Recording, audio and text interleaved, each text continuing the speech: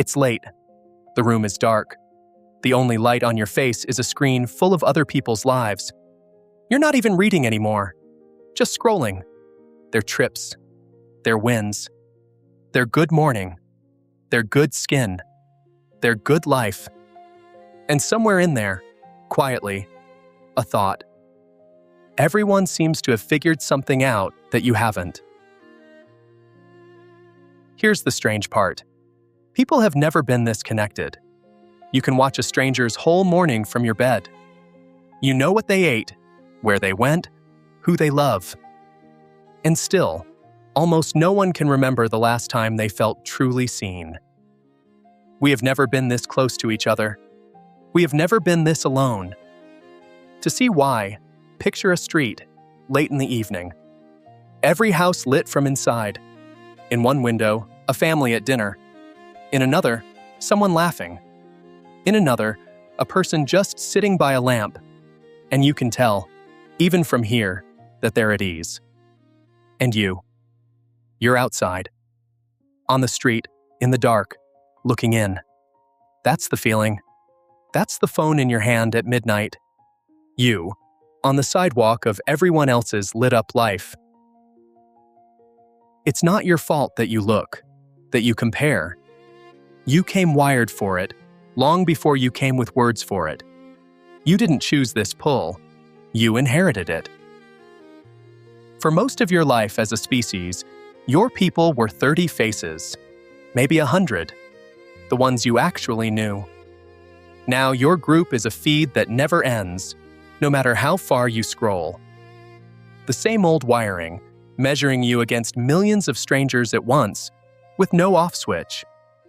It doesn't stop. It was never built to. But here's where the whole thing breaks.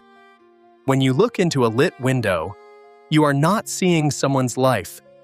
You're seeing what they set near the glass. The part they don't mind a stranger watching.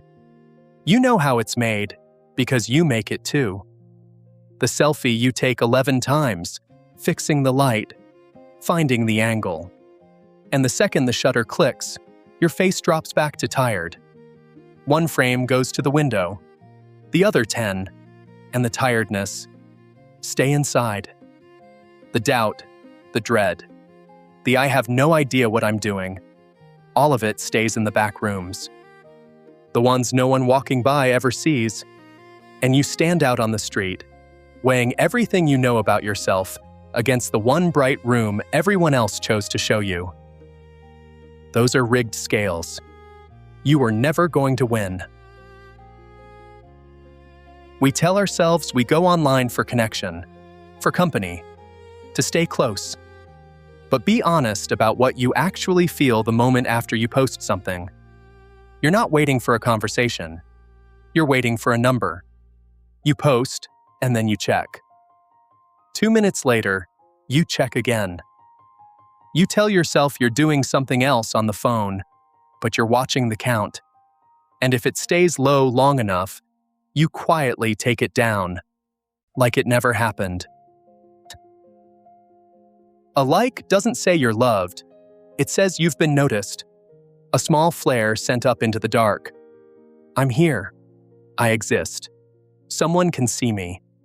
And that pull isn't vanity, even though we shame it like it is. Watch yourself the next time the count stays low. It isn't your ego that aches. It's something younger than that. The part of you that, at 5 years old, looked up to check if anyone was still watching, and learned what it meant when no one was. You're not shallow for feeling it. You just never stop checking. And somewhere along the way, we mixed two things up. We started searching other people's attention for proof that we're even real.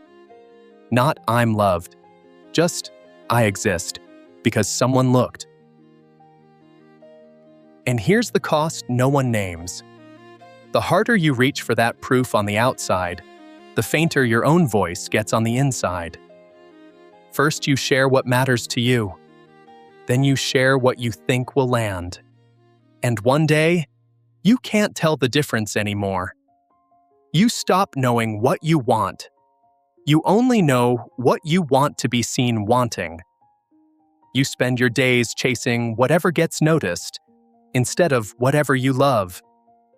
You went quiet to yourself because you spent too long listening for how you sound to everyone else. And here's what you can't see from where you're standing. You're out there in the dark, certain you're the only one outside, the only one who didn't get the warm room. But look closer at the person behind the glass, the one who looks so settled. They're standing at their window too, looking out at the street, at you, thinking the exact same thing. Out there, everyone's life looks more real than mine. Everyone is outside. Everyone is looking in. A whole street of people, each one certain they're the only one in the dark, and not a single window lit from within.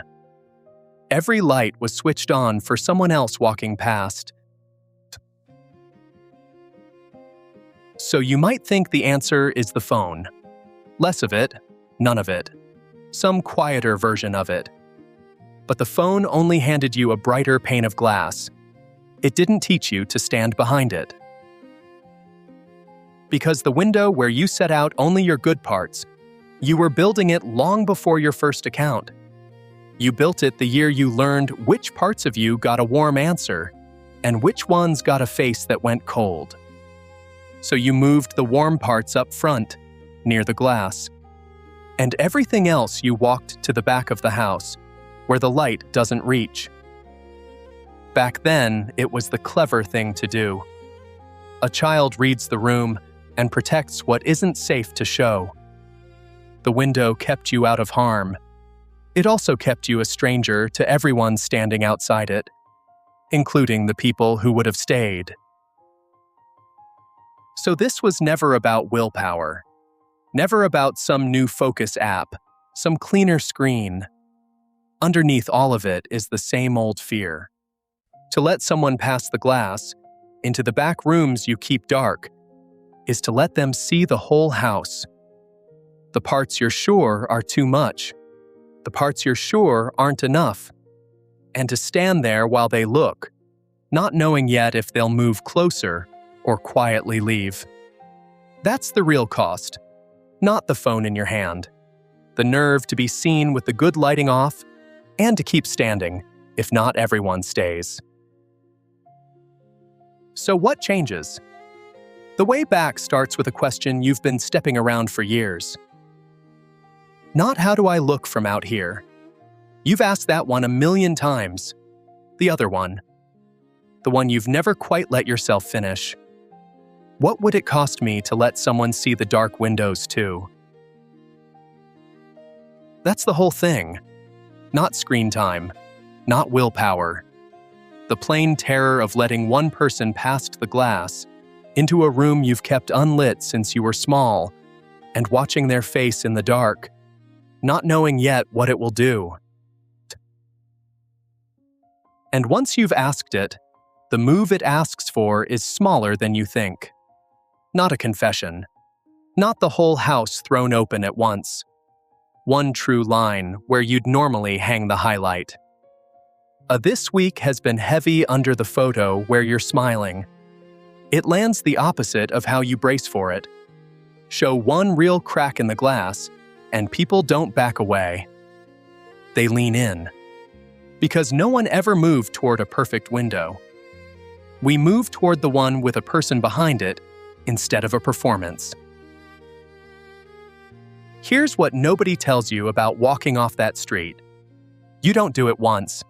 There's no single brave night where you post the real thing and you're free.